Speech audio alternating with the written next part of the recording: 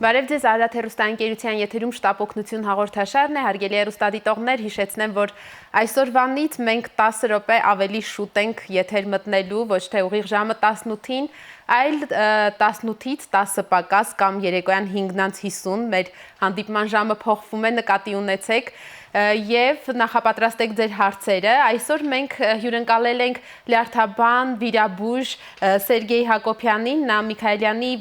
անվան վիրաբուժության ինստիտուտի լյարդի վիրաբուժության և հեպատոլոգիայի բաժանմունքի վարիչն է, հարգելի հեռուստադիտողներ, և կրկին անդրադառնալու ենք լյարդի առողջությանը։ 548934 է մեր հեռախոսահամարը և էլեկտրոնային փոստի հասցեն շտապ օգնություն շնիկ ararat@gtv.am զանգահարեք ձեր հարցերով։ Բարև ձեզ բժիշկ։ Շատ շնորհակալ եմ, գիտեմ, որ դուք շատ զբաղված եք, որ ժամանակ տրամադրեցիք և եկաք մեր հաղորդաշարին մասնակցելու համար։ Խնդրում եմ մի փոքր նախ հիշեցնենք հեռուստադիտողներին, թե ինչ օրգան է լյարդը և որքան կարևոր է այն ընդհանրապես մեզ համար, որ այսքան ջանք ու եռանդ են թափում բժիշկները լյարդի առողջությունը պահելու համար։ Նախ առաջինը շնորհակալություն հրավերքի համար։ Խնդրեմ։ Կարծում եմ այն թեման, որը մենք այսօր շոշափելու ենք, շատ կարևոր է։ Ինքը շատ ծավալուն թեմա է եւ ունի բազմաթիվ հարցեր են առաջանալու, ես հույսով եմ։ Եվ որ ավելի պարզ լինի ինչի մասին պետք է խոսանք, ես պետք է մի քիչ նախաբան անեմ այն իմաստով, որ յուրաքանչյուր մարդու օրգանիզմի մեջ կան կարևոր օրգաններ։ Այո։ Բայց ես համարում եմ, որ բացի սրտից երկրորդ տեղում գտնվում է լյարդը, քանի որ ինքը բազմաթիվ ֆունկցիոնալ առումներով ինքը ունի բազմաթիվ ֆունկցիաներ, որը իրոք օրգանիզմի համար շատ կարևոր են։ Եթե դուք չլինեիք վիրաբույժ լյարդաբան, կրկին այդ կարծիքին էիք լինելու։ Այո, այդ կարծիքին կլինեի ու կասեմ ինչի։ Որ ավելի պարզ լինի ինչի մասին է խոսքը, պատկերացրեք, որ այսօր հայտնաբերված է եւ նկարագրած է մոտ 100 տարբեր տեսակի ֆունկցիաներ, որը կատարում է լյարդը օրգանիզմի մեջ։ Ճիշտ է, չմանրամասնելով բոլոր ֆունկցիաների մասին, կարամ ասեմ 2 կամ 3 շատ կարևոր ամենահիմնականը։ Դա հիմնական, որ ավելի պարզ լինի, դա առաջինը դա ֆիլտրացիոն ֆունկցիան է։ Ֆիլտրացիոն ֆունկցիան ասելով ես նկատի ունեմ, որ այն արունը, որը հավաքվում է ներքին օրգաններից, որը վայինը ներքին օրգաններից, դա պետք է անցնի լյարդի միջով եւ ենթարկվի ֆիլտրացիայի, то есть բոլոր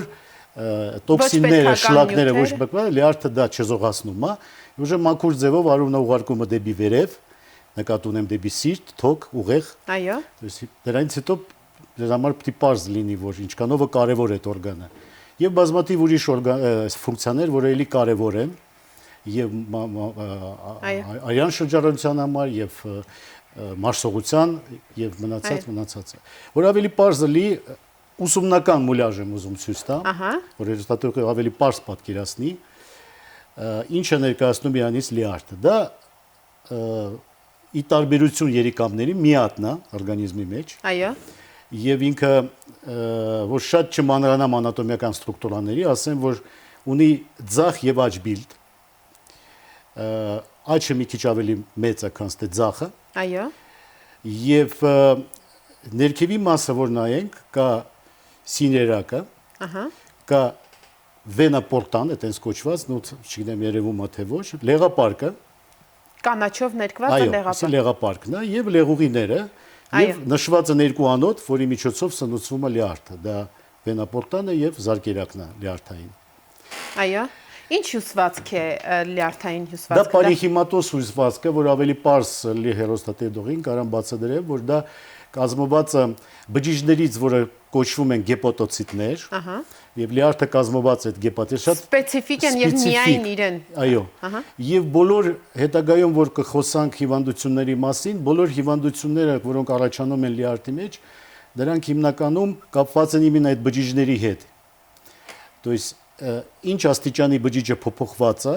դիֆուզ թե ուռուցքային, սա պրոցեսները կատարվում են անմիջապես այս բջիջների մեջ։ Հասկանալի է։ Բժիշկ, մենք մի փոքր տեսանյութ ունենք, խնդրենք ռեժիսորին այս պահին ցուցադրել տեսանյութը, որ կրկին լյարդի նաև ֆունկցիաների մասին է ներկայացնում։ Հարգելի հեռուստադիտողներ, հիշեցնեմ, որ այսօր մենք խոսում ենք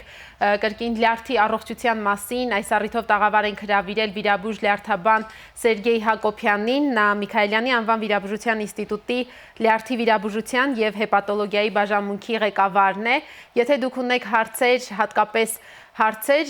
որոնք կապված են լյարդի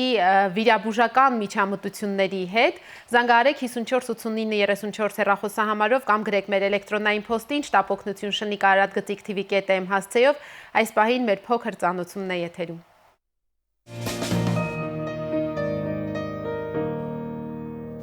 Լյարդը մարսողական համակարգի ամենամեծ եւ ամենակարևոր գեղձն է։ Այստեղ են տեղի ունենում նյութափոխանակության վերջնական արգասիքների վնասազերծումը, հորմոնների, բիոգենների եւ մի շարք դեղանյութերի ինակտիվացումը։ Այն հսկայական նշանակություն ունի նաեւ որպես գլիկոգենի եւ արյան պլազմայի կարևոր սպիտակուցների սինթեզատոր։ Լյարդում են առաջանում լեղին, կուտակվում ճարպալույթ վիտամինները։ Սա լյարդի ֆունկցիաների ոչ ամբողջական նկարագրություն է, որից սակայն պարզ է դառնում այս օրգանի կարևորությունը։ Լյարդը որքան կարևոր, այնքան եւ խոցելի է։ Պատճառները տարբեր կարող են լինել, հետևանքը երբեմն անդառնալի։ Լյարդի հիվանդությունների դեպքում կարող են առաջարկվել կոնսերվատիվ եւ վիրաբուժական միջամտություններ, որ դեպքերն են, որ տանում են վիրահատարան։ Լրիվ թե մասնակի հեռացում են առաջարկում բժիշկները։ Հնարավոր է լյարդի փոխպատվաստում։ Ինչ պետք է իմանա լյարդի վիրահատության գնացած մարդը սննդակարգի, կենսակերպի մասին եւ ինչպես ապրել լյարդն առողջ պահելու համար։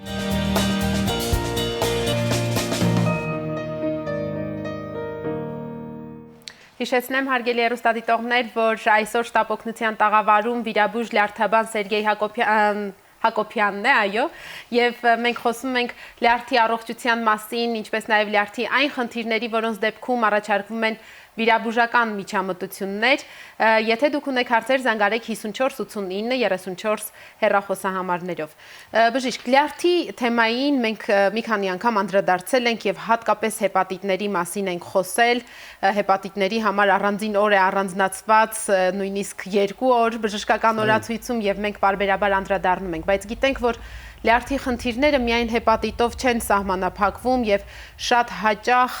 մարդիկ առնչվում են նաեւ այնպիսի խնդիրների, որոնցից մեկն օրինակ լյարդի ցիրոզն է եւ դա նույնպես կարող է բերել լետալ ելքի, որը ամենաանցանկալին է։ Խնդրում եմ ներկայացնենք, դա հենց այն խնդիրներից մեկն է, որը վիրաբուժական միջամտության անհրաժեշտություն է բերում եւ Նաև թե ինչ խնդիր է, ինչու է առաջանում, ամենատարածված կարծիքը, որ ալկոհոլն է բերում լյարդի ցիրոզի, դա հստակ կարծիք է, թե հնարավոր է այլ խնդիրներ նույնպես հանգեցնեն դրան։ Նախ առաջինը խոսելիս լյարդի հիվանդությունների մասին կուզենայի առանձնացնեմ երկու մի շատ կարևոր հարց։ Առաջինը կա տենց կոչված դիֆուզ լյարդային հիվանդությունները, որի մեջ մտնում է ձեր ասած լյարդի ցիրոզը եւ կան եւս մի շարք հիվանդություններ, որոնք էլի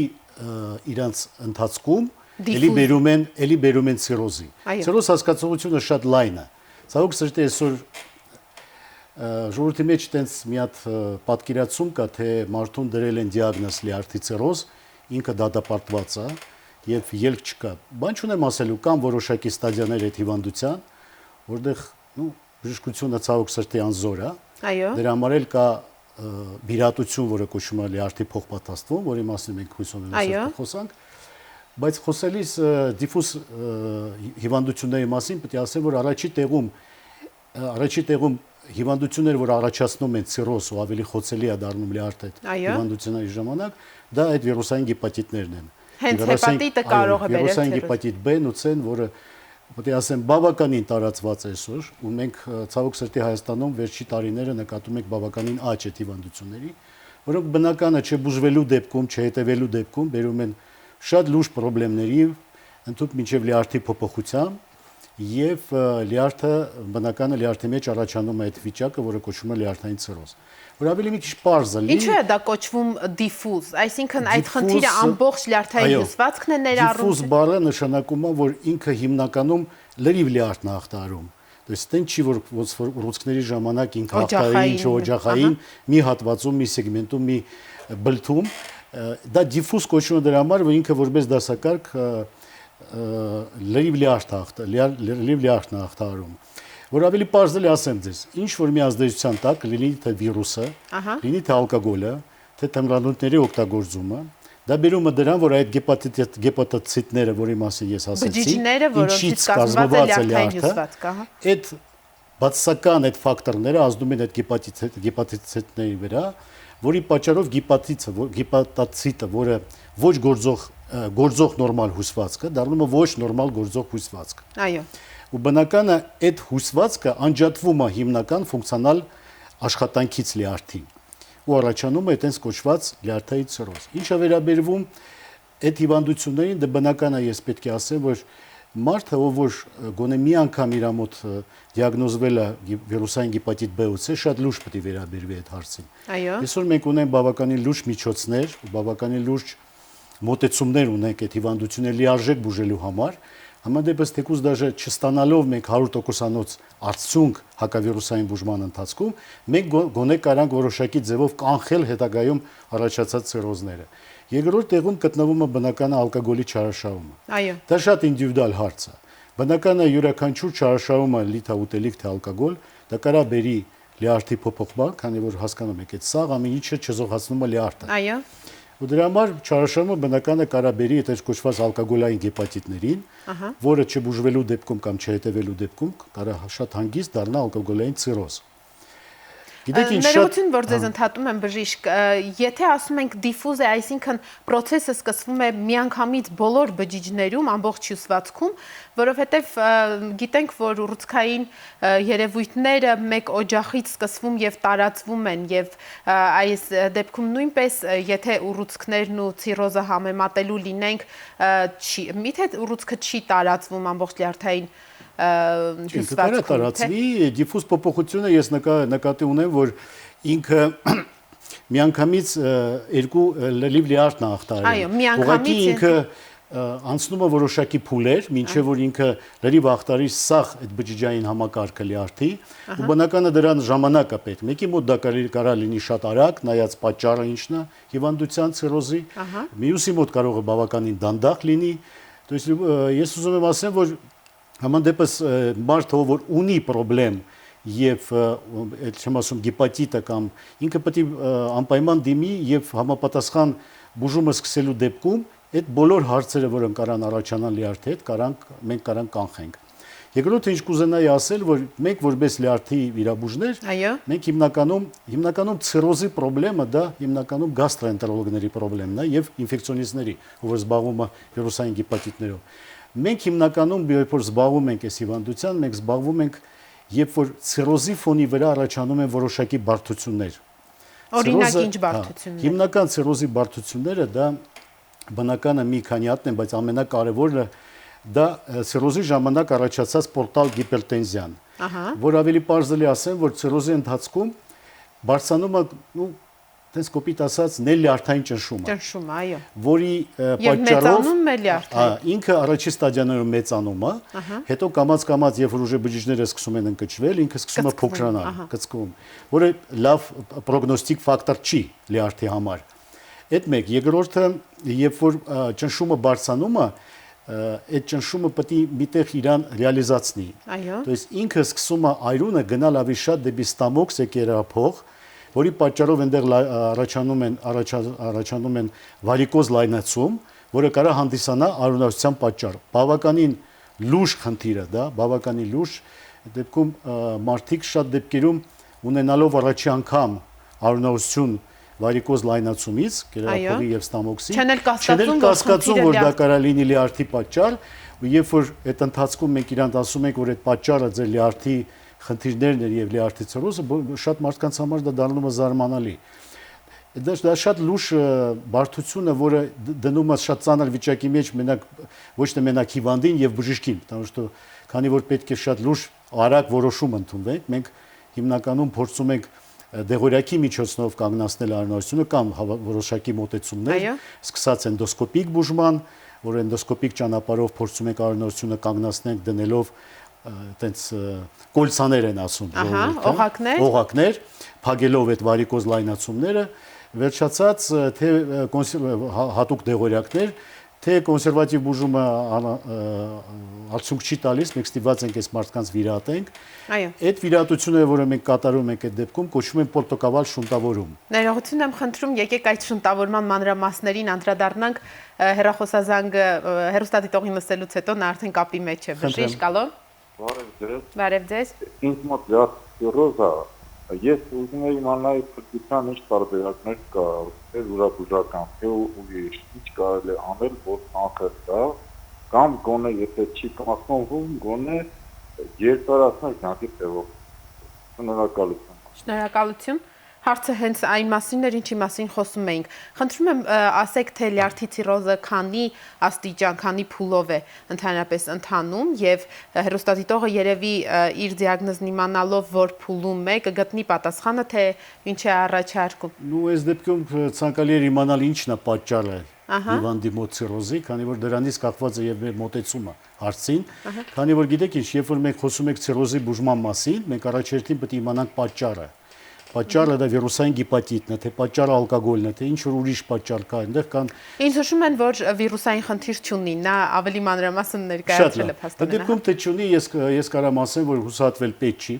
Կան այսօր բավականին լավ արդյունավետ մեթոդներ այդ հիվանդությունը բուժելու, ու բնականը դա սա կախված է ձեր ասած փուլերի հետ։ Ցիրոզը դա ուժը լուրջ խնդրեմ է։ Երբ որ հիվանդը ունի ուղղակի գեպատիտ, ինչ որ մի գեպատիտ, դա ավելի հեշտ է ընդհարկվում բուժման, քան թե ցիրոզը։ Ցիրոզի ժամանակ կան մի քանի փուլեր, երբ որ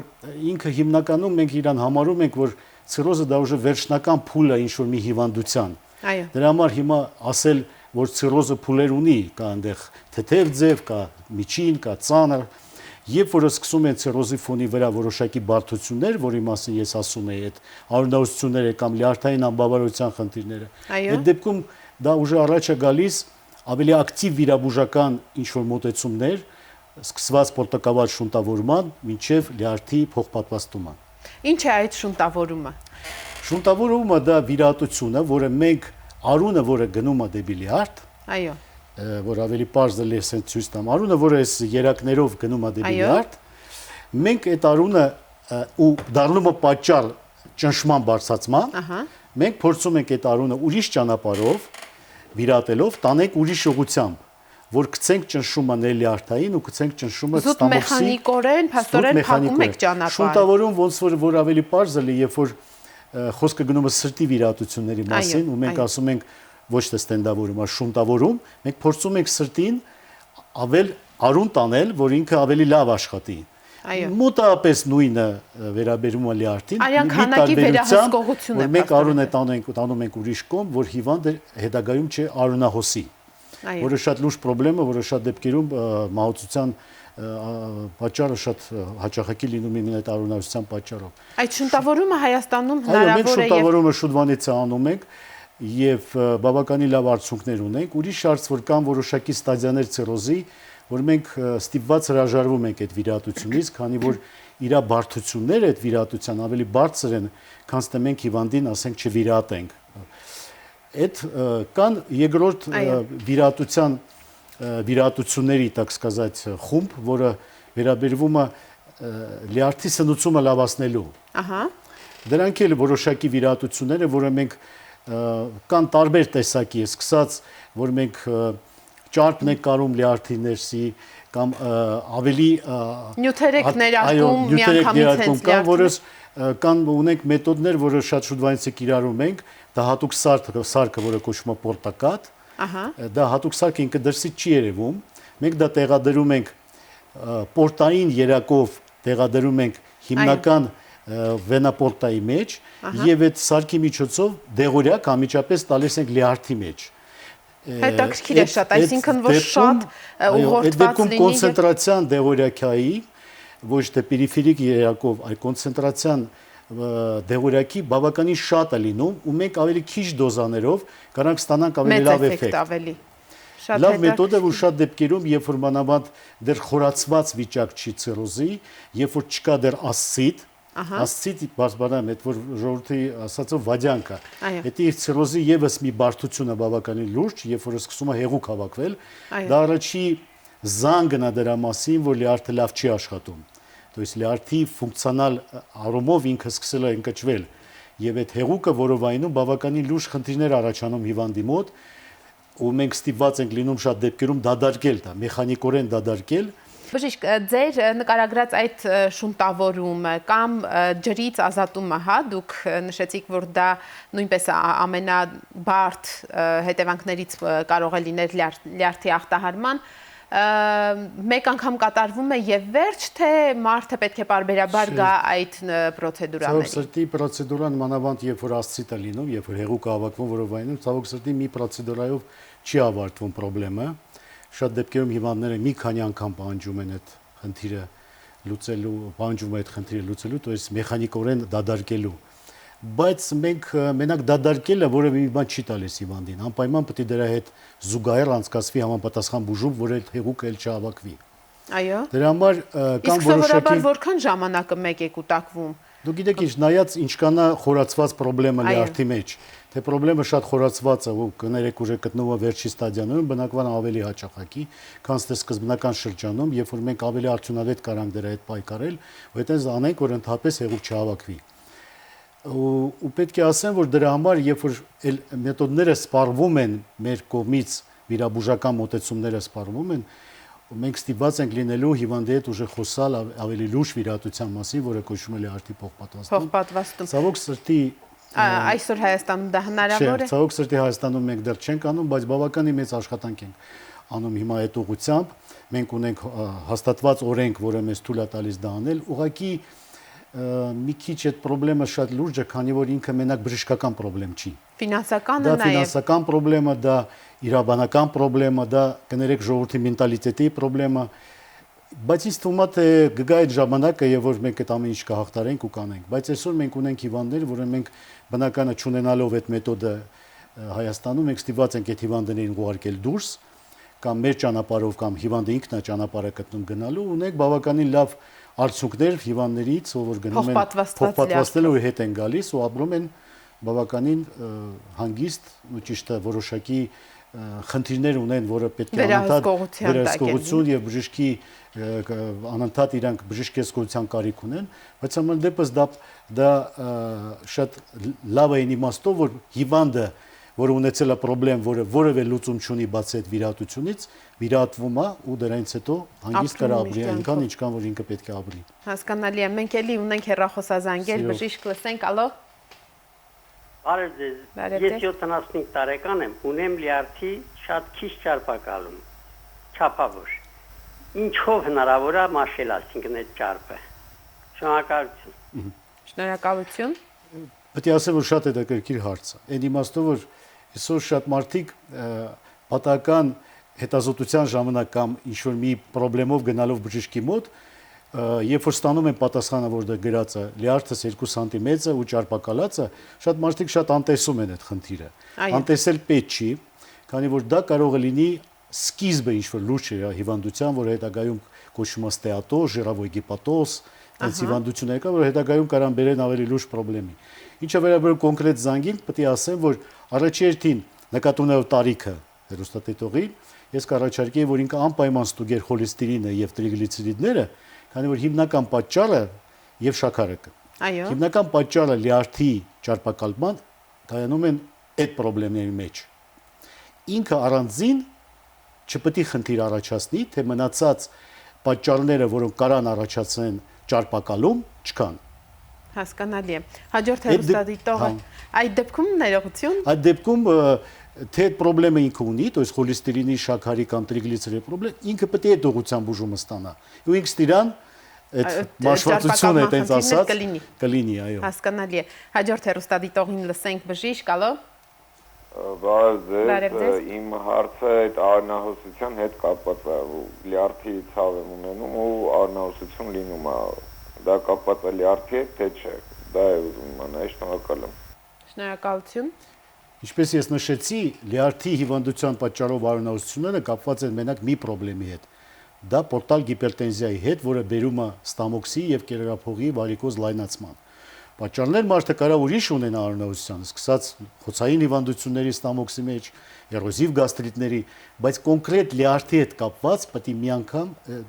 միանշանակ պետք է լինի պորտալ գիպերտենզիա։ То есть թե հիվանդը ունի լյարդի խնդրեմ, դրա հետ միասին նկարագրում են փայծախի մեծացում, միանշանակ այդ հիվանդի մոտ կա սկսվող պորտալ գիպերտենզիան։ Ու թե ունի ինքը պորտալ գիպերտենզիան ու ինքը չի գնում բժշկի, որ զբաղվի լուրջ այդ խնդիրով, դա հետագայում կարող բերի արյունահոսության։ Հասկանալի է։ Բժիշկ, իսկ ինչպես է ախտորոշվում լյարդի խնդիրները, ինչպես են ախտորոշվում, դա հնարավոր է, որ մարդը մի քանի անգամ տարբեր ախտորոշիչ մեթոդների դիմի եւ այնուամենայնիվ հստակ պատասխան չկարողանան ստանալ, թե օրինակ ձեր նշած իրավիճակն է, թե մեկ այլ խնդիր, որը բերում է արյունահոսության, թե ոչ, եւ արդյոք բոլոր տարիքներում ախտորոշման նույն մեթոդներն են կիրառելի։ Առաջինը ինչ պետք է ասեմ, գիտեք ինչ, ամենահասարակիցը սկսենք, յուրաքանչյուր մարդ, թե ուզ դաժե ինքը որևէ բողոք չունի եւ ինքը իրան ֆիզիկապես համարում է առողջ, յուրաքանչյուր մարդ պետք է տարին գոնե մեկ անգամ, պետք է մինիմումն եմ ասում, պետք է հետազոտվի։ Կոնկրետ ինքը բացի լյարդից պետք է բոլոր օրգանները հետազոտի։ Էլ չեմ ասում ինչքան տարիքը մեծացավ, այդքան ավելի հաճախակի պետք է լինի։ Չվերաբերում լյարդի հետազոտություն, դա հիմնականում արյան քննություններն են, անալիզներն են, լյարդային, անպայման հեպատիտներ B-ից են, որը յուրաքանչյուր մարդ պետք է հանձնի գոնե տարի 1 կամ 2 անգամ։ Այո։ Դա սոնոգրաֆիան է, որը շատ մաչելի է ու հասանելի է, որի ժամանակ կարան շատ հեշտ գոնե սկզբնական խնդիրները նկատելի են, ու բնականը դրանից հետո ուժը գալիս ավելի նուրբ ու սպეციფიկ հետազոտություն է, որի մեջ մտնում են կոմպյուտերային տոմոգրաֆիա, գաստրոսկոպիա, որի ժամանակ մենք կարանք նայենք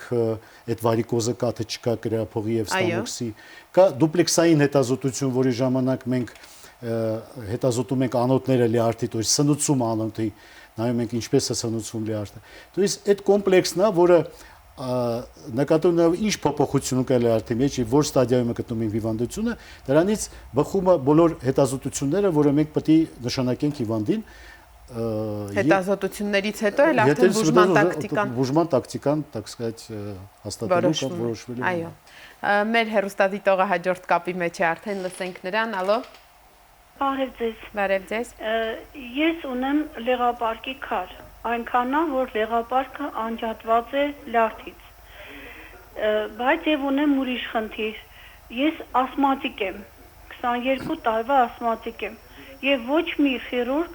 չի ուզում ինձ վիրահատել, որովհետեւ ես ասմա ունեմ ու սրտի խնդիր։ Արդյոք դուք ո՞նց եք կարծում,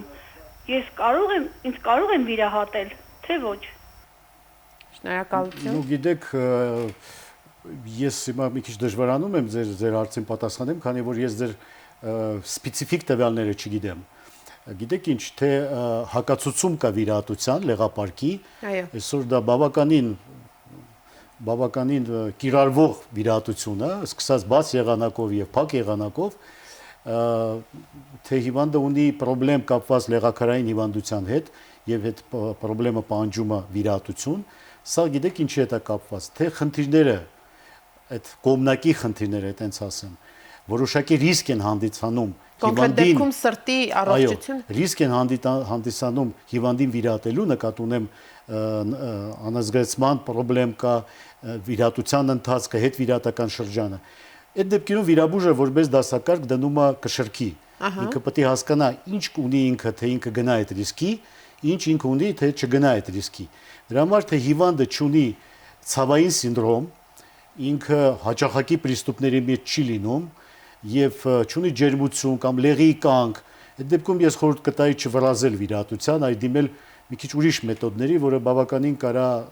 հանգստացնի այդ վիճակը։ Այո։ Բժիշկ, խոսենք նաև լյարդի քաղցկեղային հիվանդության մասին, որ ինչպես դուք նշեցիք, օջախային բնույթով սկսվում է, հետո գուցեև տարածվում, դա հեշտ է ախտորոշվում, թե ոչ, եւ մարդը կարող է զուտ ախտանշաններով կասկածել, որ իր մոտ գուցե այդպիսի մի երևույթ է սկսվում, ու ընդհանրապես ինչ է առաջարկում բժշկագիտությունը այս դեպքում։ Ցավոք շատ ցավալի թեմա է, քանի որ եւս ունենք բավականին լուրջ աճ այդ հիվանդությունների Հայաստանում, լյարդի, քաղցկեղի։ Այո։ Եվ պետք է ասեմ, որ առնվազն այն սկիզբը մեր խոսալու, ես ասեմ, որ որոշակի պատճառ էլի կայանում է ալկոգոլի եւ վիրուսային գեպատիտների, որը մոտավորապես 20-30%-ով, եթե ոչ ավել, կարան առաջացնեն առանձին օջախային խնդիրներ լյարդի մեջ։ Լյարդի ուռուցքները դե ոնց որ բոլոր ուռուցքները կան բարվորակ եւ չարվորակ։ Բարվորակ ուռուցքները լյարդի հետ կան մեծ թվով չեն։ Հիմնականում այնտեղ խոսքը գնում ադենոմայի եւ գեմանգիոմաների մասին, որը բավականին տարածված են։ Եվ ոչ շատ դեպքերում դրանց համար պահանջվում է վիրահատություն։ Այո։ Ինչա վերաբերվում չարվորակ ուռուցքների մասին, դա բավականին լուրջ թեմա է եւ առնվազն այս մուլաժին պետք է բացատրեմ, որ ինքը կարա բացի երկու բլթից ձախ եւ աջ, լյարդը ունի եւ 8 սեգմենտ։ Այո։ Դա անատոմիական ստրուկտուրաներ են ավելի շատ վիրաբուժների համար, քան թե հիվանդի, եւ բնականը քաղցկեղը կարող առաջանա եւ ձախ բլթում եւ աջ բլթում տարբեր սեգմենտներում, որտեղ դուք առաջի, երկրորդ, չորրորդ, երրորդ, հինգերորդ, վեցերորդ սեգմենտներում, ու բնականը դա ուսումնասիրելու համար հիվանդը պետք է հաճախակի հետազոտվի եւ սկզբնական շրջանում հիմնական հետազոտությունը, որը կարա որոշ հարցերի պատասխան, դա սոնոգրաֆիան է։ Էլ չեմ ասում, որ հետո պարտադիր պետք է ինքը կոնտրաստային կոմպյուտերային տոմոգրաֆիա անցնի։ Իսկ սոնոգրաֆիայով ինչ է երևում։ Մեծացած, փոքրացած, թե միայն օջախ, սովորական հուսվածքային օջախ, որը առաջի զանգն է, որ մենք պետք է մտածենք, որ սա կարա լինի ուռուցք, ինքը կարա լինի աջ բլթում, ինքը կարա լինի ձախ բլթում, ինքը կարա լինի 2 սանտի, կարա 5 լի, կարա 6 լի։ Իսկ ինչպես է որոշվում դրա բարորակությունն ու չարորակությունը։